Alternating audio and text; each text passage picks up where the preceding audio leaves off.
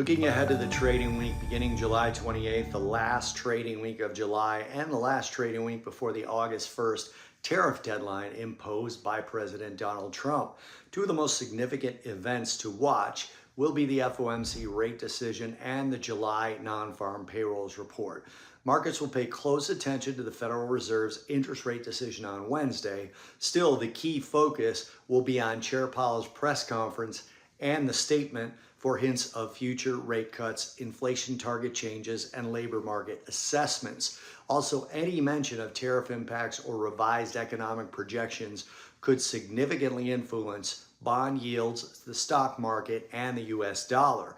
In terms of the July non-farm payrolls, the market is expected to see anywhere between 194,000 jobs and 206,000 jobs added, with the unemployment rate holding steady at 4.2%.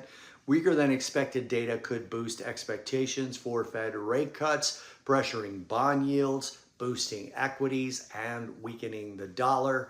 We also have the US-China trade meeting next week in Stockholm, and it's critical for markets as it could shape the trajectory of the ongoing trade war.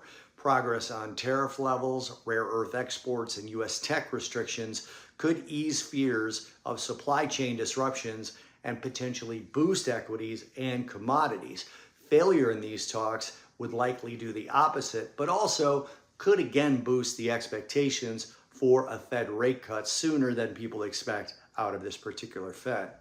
Earnings next week, we have a huge week of earnings with over 606 companies with $1 billion or more in market cap reporting. There's too many important companies to list out, but here are some of the big ones: Microsoft, Apple, Amazon, Meta, Visa, MasterCard, ExxonMobil, Chevron, Procter & Gamble, United Health, AbbVie, Merck, Boeing, Qualcomm, and ARM Holdings.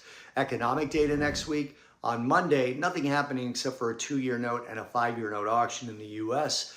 Tuesday, we get the Case-Shiller Home Price Index and the Conference Board's consumer confidence data in the US. Looking to Wednesday, we get a little more going on: preliminary GDP in Germany, the EU, and pending home sales in the US, a rate decision from the FOMC and the Bank of Canada. And that evening, we had Chinese PMI data and a rate decision from the Bank of Japan as well.